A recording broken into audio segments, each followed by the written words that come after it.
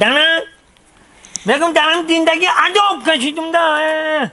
همه جا چکر کردن نکن چکرانه کردن نکن چکر اینه گودکان کلان شدن فرزنده ها میگم کلان شدن زندگی مشکل شده تر تو روز خیلی چی میکنی دیگه یا بلا که نکم عربی زندگی رو مچ نکم قپیدن نکن سادی گوش کن براو تا پول بگیر میریم سونی بازی میکنیم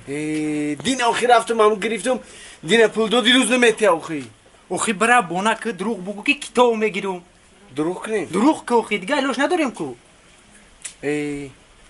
خمالا بیا بریم کیا دیدی مردک این همی سعدی جان اینو بختم اشنا السلام شما علیکم چه خیلی داده نغزه سوزه نقدی تادی هم خولیگان شاق بدا دواردگی همی همی من ایش کار نکردم سوزی داده نغزه نه تو دادی در کجا میگردی این روز بگن چی نیتن میگم که داده یا 20 سومون میدودین وان چیدم بیتون چی کار میکنی؟ همه بچه های جورامون کتاب گرفتن همین بچه هاش موندن گفتم داده جان 20 سومون تین ما بریم کتاب بخریم هو کتاب بخریم من دایی نمیکنه که خیلی بتم تک کتاب تاجیکان موندگه دم بوفتی ما کتاب تاجیکان رو میخونی بود میکنی انا بعد 20 تومان ای دست من میگیری فهمیدی این خیلی خولیگان کدی امرا نچان بگی مایده آتک بیتلش که اوجنون تا گوچم که خونه براو تامن قشلاق بدا داوردگی همین نمیان قشلاق بدا داوردگی ها این دیدی دانا همین گودکان تو پل آموخته کردی پل بتن گودکان این دیدی اوکی بچه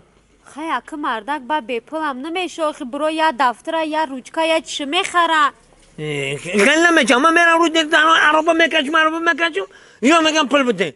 آخی نتشانه مردک پل آخی نه تنجانم بدم کتابی تاجیکان رو میخونی بود نکنی با من میایی اما 20 تومان نگیری فهمی چه بدم یعنی داده داده خوندم